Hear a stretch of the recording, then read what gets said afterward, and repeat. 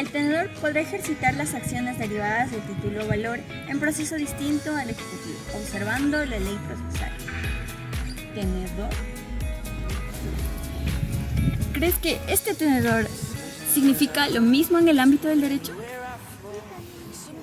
At times I'm wishing, no, I can fly high, I can go low. Today I got a million, tomorrow I don't know. Decisions as I go, to anywhere I flow.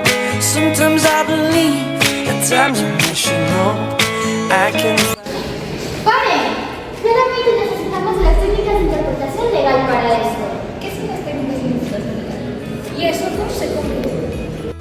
Somos estudiantes de Derecho del tercer ciclo de la Universidad Nacional del Centro del Perú y el día de hoy te vamos a enseñar todo lo que debes saber sobre técnicas de interpretación jurídica.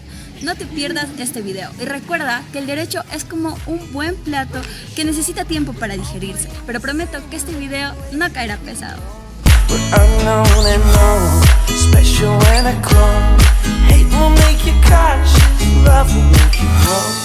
Make me feel the warmth, make me feel the cold. It's written in our stories, written on the walls. This is our call, we rise and we fall, dancing in the moonlight. Son las técnicas de interpretación. Para ello vamos a dividir esta frase. Técnicas. ¿Qué es? Es un procedimiento y método que se usa para lograr un fin. Ahora, interpretar. Proviene del latín interpretari, usado por el mediador, que era el quien intercede o negocia entre dos personas que no hablan el mismo idioma. Para nuestros tiempos, esto significa explicar, traducir o aclarar algo de manera que otras personas pueden comprenderlo mejor.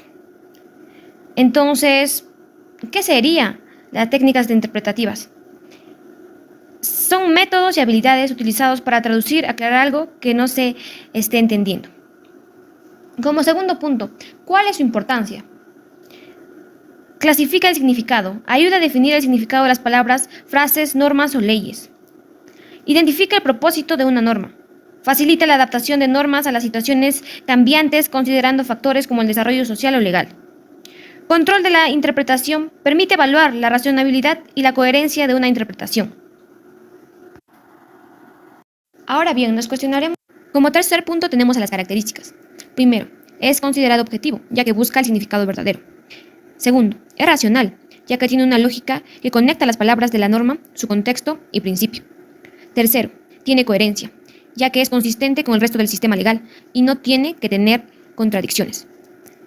Cuarto, es adaptable, ya que puede ser aplicado a diferentes tipos de normas o situaciones.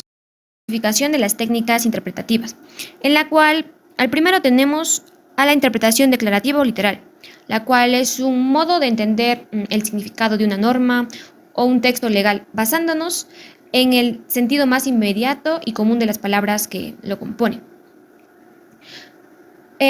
Básicamente es la interpretación de algo que pasa. Ahora, esto no es del todo correcto, ya que las palabras tienen un significado fijo, propio, independiente del contexto o del uso que les des. En realidad, pues las palabras pueden tener múltiples sentidos dependiendo del contexto y del uso que se les haga a ellas. Aparte de ello, es que cada persona tiene su propia forma de pensar, lo cual hace que sea muy subjetivo. Esta interpretación cuenta con dos nombres, lo cual cada uno tiene un propio significado. Para empezar, el literal, que es lo que se interpreta exactamente como está escrito, sin buscar intenciones ocultas. Después está la interpretación declarativa, lo cual quiere decir que es lo que se intenta captar del autor, lo que quiso decir, como tal su intención de haberlo escrito. Para comprender mejor, daremos un ejemplo. Una ley dice, los menores no pueden firmar contratos, lo cual la interpretación literal dirá, ningún menor puede firmar y pues se acabó. Pero aquí viene la interpretación declarativa, que nos mencionaría que el legislador probablemente quiso proteger a los menores, pero podría haber excepciones, como tal vez la representación por parte de los padres o tutores. Esto quiere decir que la interpretación declarativa va más allá, busca entender al autor, o lo que quiere decir de ello. Esta interpretación declarativa cuenta con dos argumentos, que es el argumento del lenguaje común y el argumento a contrario, que mi compañero explicará. El argumento del lenguaje común dentro de la interpretación declarativa consiste en entender la ley según el significado ordinario de las palabras, tal como las usamos en el día a día y aplicando las reglas gramaticales. Pero, aunque suene simple, no lo es tanto. El lenguaje común no es preciso ni tiene un solo sentido. Las palabras cambian según el contexto y eso puede generar confusión. Por ejemplo, hay expresiones del lenguaje cotidiano como obligación que están en cualquier diccionario, pero esa misma palabra en el derecho tiene un sentido técnico, una relación jurídica que vincula dos partes. Otras, como dominio, se usan en la informática para hablar de sitios web, pero en el derecho significa propiedad sobre un bien. Por eso, aunque el lenguaje común puede orientar, no siempre es un argumento definitivo, porque en el derecho lo que parece obvio no siempre lo es. El Estado tiene el deber de garantizar derechos. Y si el Estado está de malas, porque últimamente anda bien triste. Alto, Aizol. En el derecho, el Estado no se refiere a un estado de ánimo, sino se refiere a la institución política y jurídica. Es decir, abarca territorio, gobierno, población, no necesariamente un estado de ánimo. O sea, el Estado no puede estar feliz o depresivo. Es más como una estructura que administra nuestro país. Recuerda, el lenguaje común no es equivalente al lenguaje jurídico. Muchas palabras nos pueden parecer similares, pero su connotación en el lenguaje jurídico es muy distinta. No lo olvides.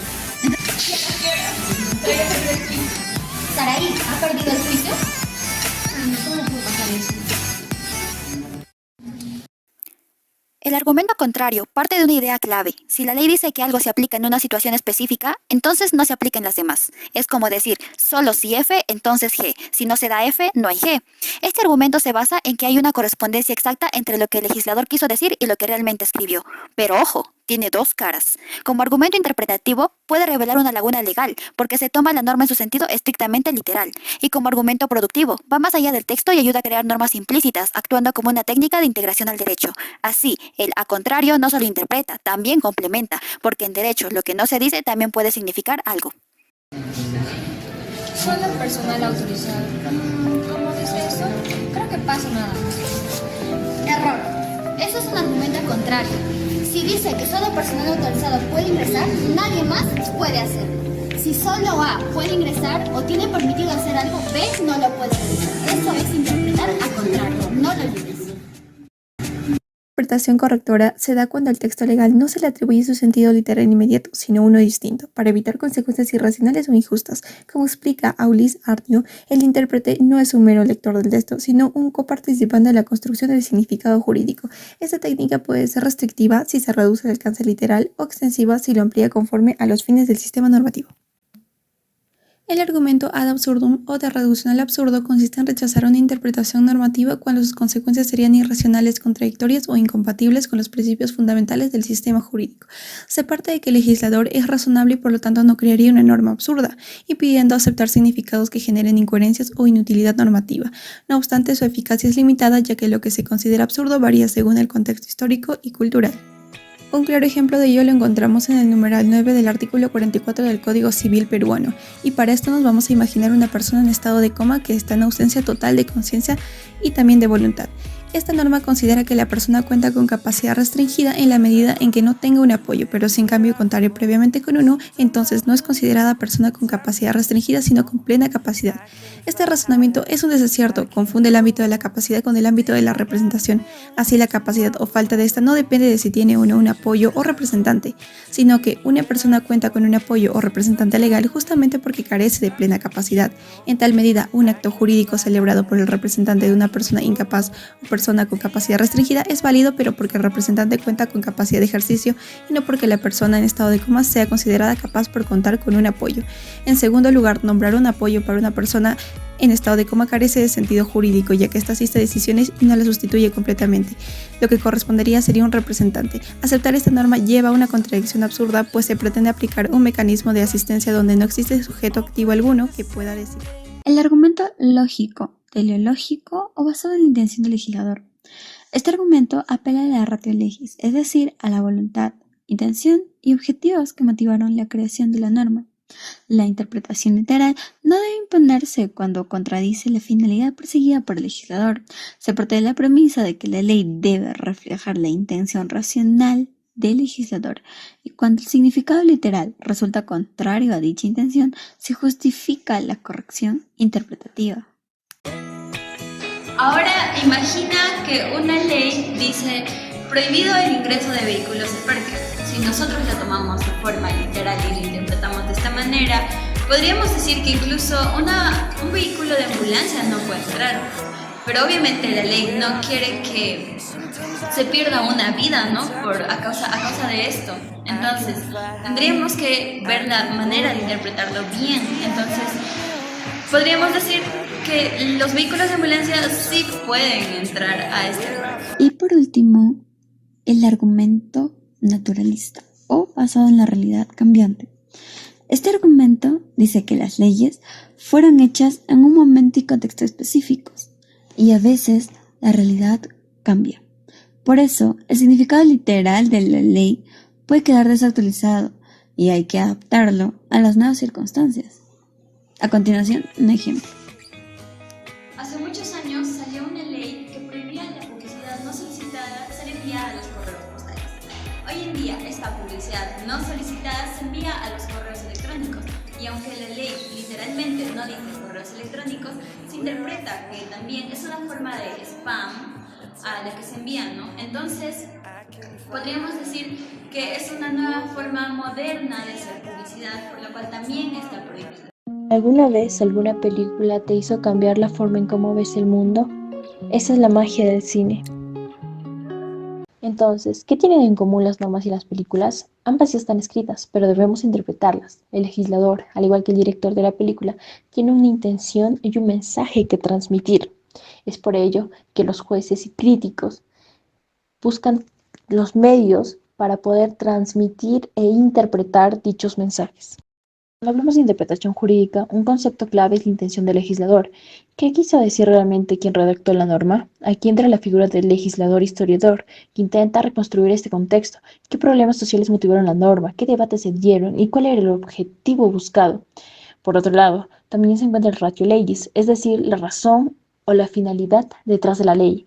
Para ello se utilizan los llamados trabajos preparatorios, como un método, como exposiciones de motivos, actas parlamentarias o informes técnicos que lo use el legislador historiador, mientras que el ratio legis lo hace a un lado. Sin embargo, este método tiene limitaciones. El legislador historiador es una figura colectiva, a veces ambigua, y su intención no puede ser clara e incluso puede ser contradictoria, mientras que en el ratio legis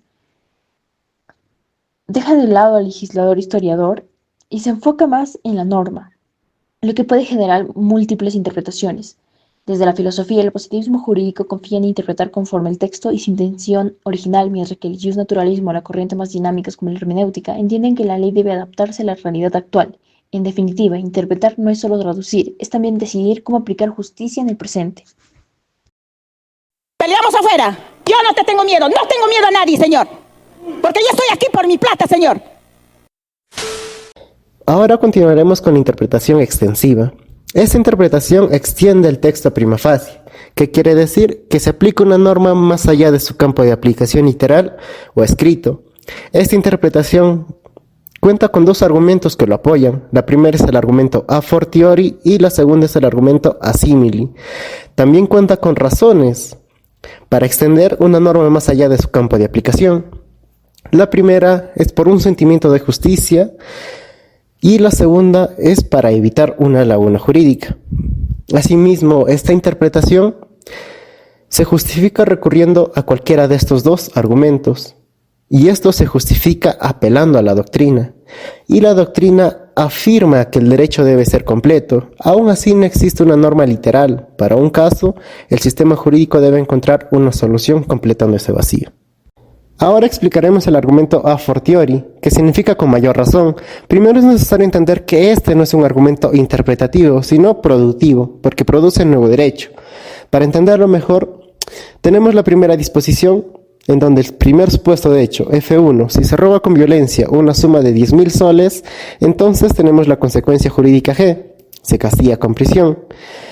En el segundo supuesto de hecho, F2, si se roba con violencia una suma de 100.000 soles, entonces con mayor razón merece la misma consecuencia jurídica. Es decir, que si se roba con violencia una suma de 100.000 soles, con mayor razón se castiga con prisión. Por otro lado, también entenderemos la diferencia entre este argumento fortiori con el argumento simili. Ambos buscan entender la ratio legis, es decir, la razón de la ley, pero el a simili se basa en la semejanza de los casos, y el a fortiori no necesita que los casos sean parecidos, sino que uno sea más fuerte o evidente que otro.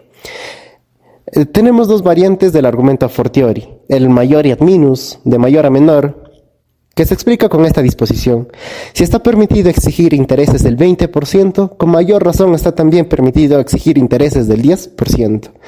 Y por otro lado tenemos el minor maius, de menor a mayor, que la disposición explica así: si está prohibido tener en casa animales domésticos, con mayor razón también está prohibido tener tigres en casa. ¿Una vez han escuchado, si a mi amiga le fue mal con esto, seguro a mí también? Este tipo de razonamiento, aunque lo usamos cotidianamente, tiene un nombre en derecho. Se llama argumento a simili. El argumento a simili o analógico consiste en aplicar una norma pensada para un caso a otro caso nuevo que se le parece. Es decir, si la ley dice si F1, entonces G, y F2 comparte el esencial con F1, entonces también aplicamos G. Pero para que este argumento sea válido, deben cumplirse 3 condiciones. La primera es que la semejanza sea esencial, más no superficial. La segunda es la identificación de la ratio legis, o sea que hay que encontrar el principio o motivo por el cual se aplicó la norma en F1 y ver si también está presente en F2. Y por último, sería que no haya una norma que excluya a F2 expresamente. Si no se cumplen estas 3 condiciones, la analogía sería débil o incorrecta. Un claro ejemplo se da en Perú, con el artículo 393 del Código Penal que castiga al funcionario público que comete cohecho. Pero, ¿qué pasa si un consultor externo del Estado, que no es funcionario, acepta dinero para influir en una decisión? Aquí el argumento a simili sí se puede aplicar bien. Ambos usan su posición para afectar decisiones públicas y ambos violan el principio de integridad estatal. Entonces, aunque la norma mencione solo al funcionario, también puede alcanzar al consultor externo, porque comparten el mismo fundamento jurídico. Ahora les voy a dar un ejemplo cotidiano de cómo no usar el argumento a simili. Ayer mi amiga grabó un Get Ready With Me para su cita, en donde se maquilló y se arregló. Sin embargo, el chico la dejó plantada. Hoy yo estaba haciendo lo mismo, me estaba maquillando, me estaba arreglando y mi hermana me dijo: ¿para qué lo haces? Ya a tu amiga le pasó eso ayer, a ti también te va a pasar igual. Esto parece lógico, pero sin embargo es una analogía superficial. Se asume que porque 2 casos se vean parecidos van a terminar igual. Sin embargo, el argumento a simili permite aplicar una norma a un caso nuevo solo si la semejanza es jurídica y esencial. Porque en derecho, igual que en la vida, no todo lo que se ve igual termina igual, a menos que se comparta el fondo. Continuando con el tema, ¿qué es la interpretación restrictiva? Se denomina restrictiva la interpretación que precisamente restringe o circunscribe el significado prima facie de una disposición, de forma que excluye de su campo de aplicación algunos supuestos de hecho que según la interpretación literal se incluyen en él. Esto según el español Gaustani. Esta también se caracteriza por principalmente corregir el texto legal, pues no se ajusta al significado literal del enunciado, sino que lo recorta.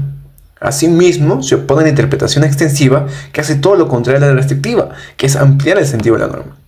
Y por último, se diferencia la interpretación literal, pues esta se atiene estrictamente al texto sin añadir ni quitar. Ahora bien, ¿cómo y cuándo se emplea este tipo de interpretación? Se puede emplear cuando el sentido literal de una norma incluye casos que el legislador probablemente no quiso incluir, o cuando la aplicación literal genera resultados contrarios a la justicia o al interés general, o cuando hay 2 normas aplicables a un mismo hecho con soluciones contradictorias y se debe restringir una para resolver el conflicto. Un ejemplo práctico de esto es lo siguiente: los vehículos motorizados no pueden ingresar al Parque Nacional. Tomando esto como una norma, literalmente un carro de bomberos no podría entrar. Pero si hay un incendio forestal, aplicar la norma literalmente sería absurdo. Aquí se hace una interpretación restrictiva, pues se entiende que la prohibición no aplica a vehículos de emergencia, aunque el texto no lo diga expresamente. Siendo de esta forma que podemos evitar injusticias evidentes, garantizar la coherencia del sistema jurídico proteger los principios superiores y corregir los excesos del lenguaje legal. El argumento disociativo es un tipo de argumentación que alega la exclusión de uno de los dos supuestos de hecho dentro de una ley con el objetivo de mantener la coherencia en el marco jurídico, esto según Guastini. Mientras que para Lawrence se conecta directamente con la reducción teológica, método que reconduce que una regla amplia se adecue a un campo de aplicación mucho más específico conforme al fin de la ley. Por ejemplo, si sumergimos un color dentro del agua, parece que está doblado cuando lo miramos y recto cuando lo tocamos, pero en realidad no puede tener ambos estados simultáneamente, por ende uno tiene que ser excluido. El esquema que sigue esta argumentación comprende el sentido amplio de la ley, la cual pues no es clara al analizarlo en el tenor literal y ubicarlo en el contexto normativo y fáctico. Por ende, en la clase F se deben distinguir dos subclases que son sustancialmente distintas. Y para poder entender una norma de manera clara y concisa, se debe incluir solo una de estas subclases. Por ejemplo, cuando tenemos y analizamos el artículo 201 del Código Civil peruano, vemos que el error es causa de nulidad de un contrato cuando es reconocible y esencial. Sin embargo, cuando nosotros interpretamos, vemos que el error tiene dos subclases, un error unilateral y un error bilateral. El unilateral se tiene que considerar que este error sea reconocible y esencial, mientras que para un error bilateral hace anulable un contrato por más que no sea reconocible. Por ende, esta ley solo considera la subclase del error unilateral. Ahora pasaremos a hablar del tema de la interpretación sistemática, que aunque se usa constantemente por jueces, abogados y profesores, la verdad es que no tiene una única definición cerrada, pero sí tiene una idea central muy clara. Se trata de entender una norma a partir de su ubicación dentro del sistema jurídico, es decir, no de manera aislada. Es como leer un párrafo dentro de un libro. Para comprenderlo bien, tienes que saber qué pasó antes, qué viene después y cuál es el tema general. El sistema jurídico se divide en áreas o subsistemas como el penal, civil, constitucional, etc. Cada rama del derecho es un subsistema. La norma tiene sentido solo cuando encaja en su engranaje correspondiente. ¿Cuándo y cómo se aplica la interpretación sistemática? Cuando hay ambigüedad o duda, se interpreta a la luz del contexto normativo. Si una norma no es clara, miramos alrededor. El artículo, la ley, el sistema, todo ayuda a revelar su sentido. Combinato disposto es una forma de interpretación sistemática, donde una norma se construye a partir de varias disposiciones legales distintas. Con combinato disposto, el derecho se arma como un rompecabezas. La norma no está escrita tal cual, pero se deduce al unir varias piezas. A veces el lugar donde está la norma define cómo debe interpretarse. En la técnica sedes materiae no importa solo lo que dice la norma, sino dónde lo dice. Su ubicación dentro del texto legal guía su interpretación. Presunción de constancia terminológica. Se define en que un legislador usa cada término con un significado fijo dentro de un mismo documento legal. Esto implica que si se emplean términos distintos, no deberían interpretarse como sinónimos. Fundamento argumentativo. Uso uniforme del lenguaje por parte del legislador, coherencia dentro de cada documento normativo y que se garantice la interpretación más precisa del contenido legal. En el ejemplo de aplicación, posesión y detentación tienen significados similares, pero con una diferencia, que en la posesión es la tenencia de un bien, pero queriendo ser el dueño de este. En cambio, la segunda no tiene la intención de ser el dueño. Presunción de significado contextual. Definición. Es la expresión que depende del contexto en el que se encuentra, dentro del lenguaje legislativo en el que se usa. No se garantiza de que una misma expresión conserve el mismo significado. A diferencia de la presunción de constancia terminológica, esta perspectiva rechaza la idea de que un término debe conservar siempre el mismo significado dentro de un documento normativo. Características. El significado de un término no es fijo, sino dependiente del contexto. Una misma expresión no puede asumir diferentes interpretaciones en normativas distintas. Se prioriza el análisis del propósito de la norma en lugar de una interpretación rígida de los términos. En el ejemplo de la aplicación, domicilio tiene distintas acepciones. En el derecho civil, el domicilio puede referirse al lugar de residencia habitual. En cambio, en el derecho fiscal, el domicilio puede ser el lugar donde se desarrollan actividades económicas principales. La llamada interpretación conforme se trata de darle a una norma un significado compatible con otras normas de mayor jerarquía o bien con otros principios fundamentales del derecho. Por esto formaría parte de la interpretación sistemática. Pero, ¿con qué sentido se realizaría la interpretación conforme? Primero, para evitar antinomias, que sería el conflicto entre las normas, o bien para que tenga coherencia con el ordenamiento jurídico. ¿Y qué efectos trae llevar a cabo esta interpretación? Primero, uno restrictivo, ya que se limita el alcance de una norma para evitar que entre en conflicto con la Constitución. O bien puede ser extensivo si se amplía el campo de la aplicación de la norma para incluir casos que el texto literalmente no menciona, pero que igualmente deberían estar protegidos. Bien, encontramos dos tipos dentro de la interpretación conforme. Cabe aclarar que estos suelen confundirse, pero ya presentaremos la diferencia. Primero, la interpretación conforme a normas de rango superior. Esto se da cuando una norma tiene varias interpretaciones posibles, pero solo una es compatible con la Constitución. Aquí no se cambiaría el sentido de la norma, simplemente se elegiría aquella interpretación que respeta el orden jurídico superior. Un ejemplo claro serían las sentencias interpretativas del Tribunal Constitucional.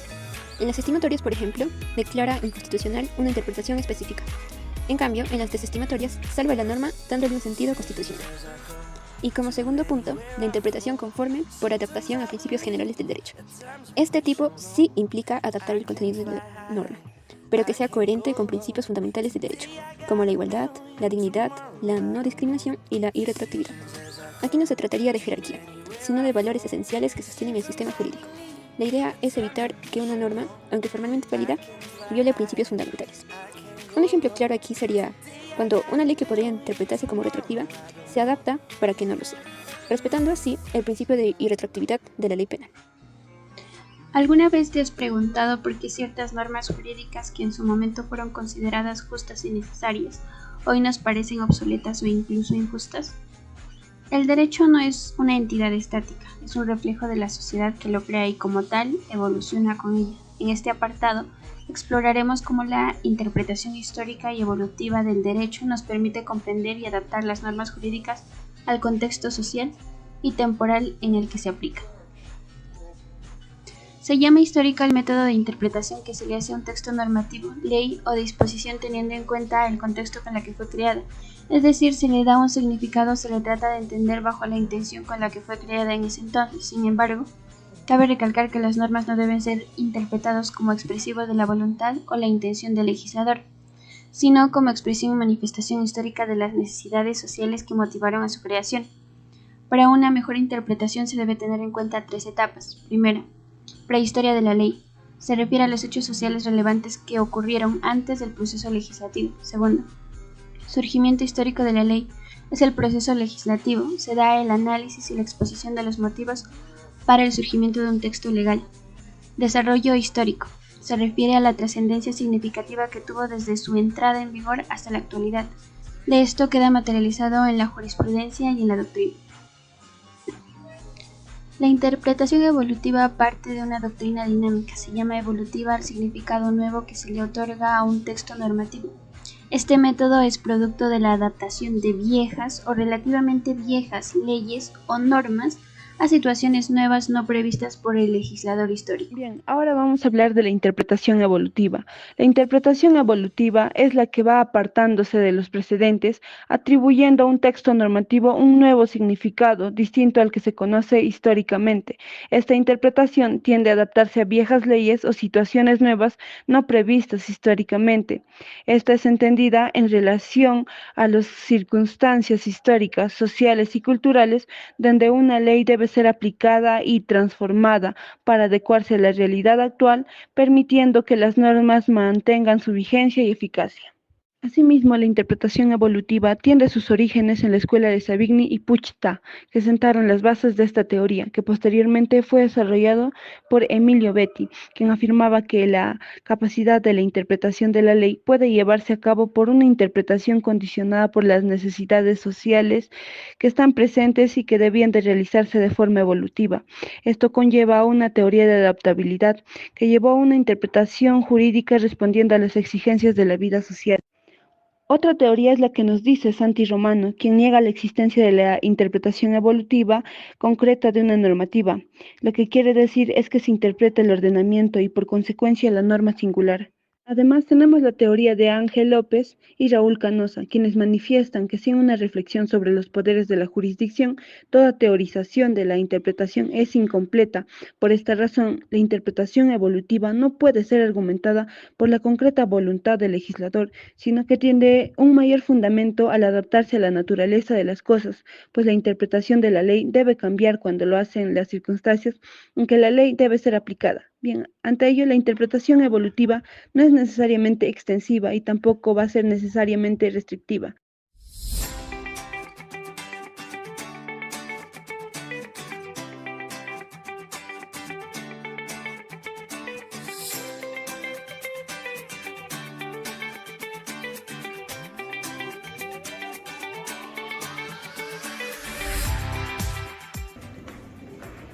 Flor, esta norma dice que solo aplica a trabajadores nombrados, entonces los contratados están fuera, ¿no? No siempre es tan simple, debemos interpretar. Mira, el decreto legislativo 728 reconoce igualdad de condiciones. No podemos aislar esta norma, tenemos que leerla dentro del sistema jurídico legal. Este artículo prohíbe toda forma de discriminación. Si no lo tomamos en cuenta a la hora de interpretar, estaríamos violando los derechos fundamentales y al mismo tiempo la Constitución. Por eso aplicamos la interpretación conforme, adecuamos la ley a la Constitución y no al revés. Frank, mira esto, cuando se incorporó el artículo 161 al Código Penal, solo se tomó en cuenta la correspondencia epistolar y los papeles privados. Oh, entonces el sentido inicial era restringido. Esto es una interpretación histórica. Pero hoy hay contratos administrativos de servicio, locadores, nuevas modalidades, la realidad cambió. Y por eso las normas también deben adaptarse a esta realidad. Esto se le llama interpretación evolutiva.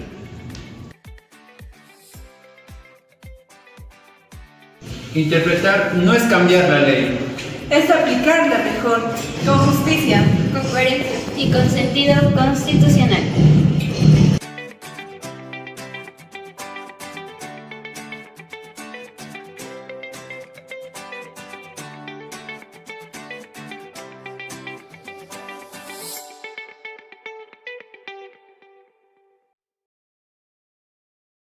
La interpretación de las normas jurídicas constituye un proceso esencial dentro del sistema legal, ya que permite dotar de sentido y coherencia a los textos legislativos que, por su naturaleza general y abstracta, requieren ser adaptados a situaciones concretas, la cual va a ir de antemano con la argumentación jurídica que ofrece las herramientas necesarias para defender posturas, resolver conflictos y garantizar decisiones justas y razonadas.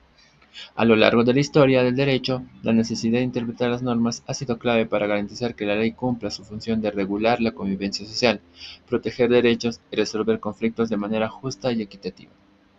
Las leyes por sí solas no pueden prever todas las circunstancias posibles que surgen en la realidad.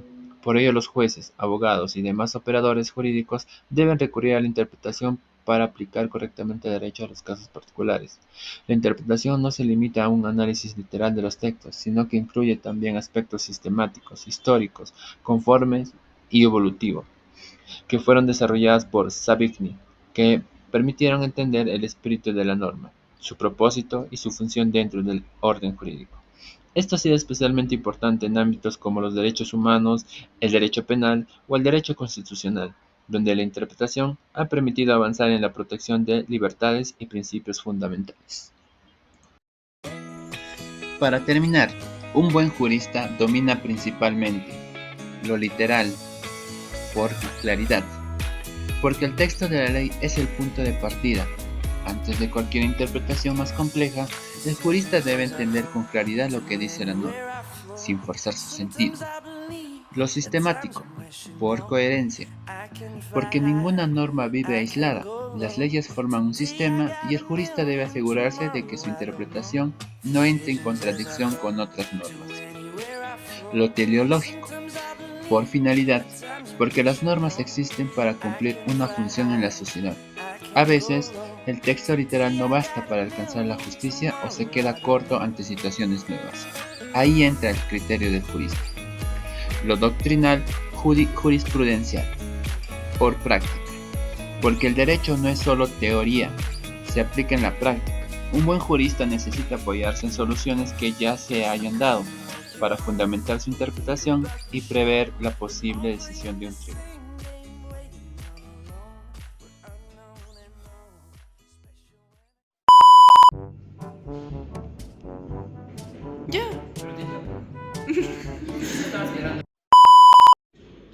Interpretar no es cambiar la ley. Es así.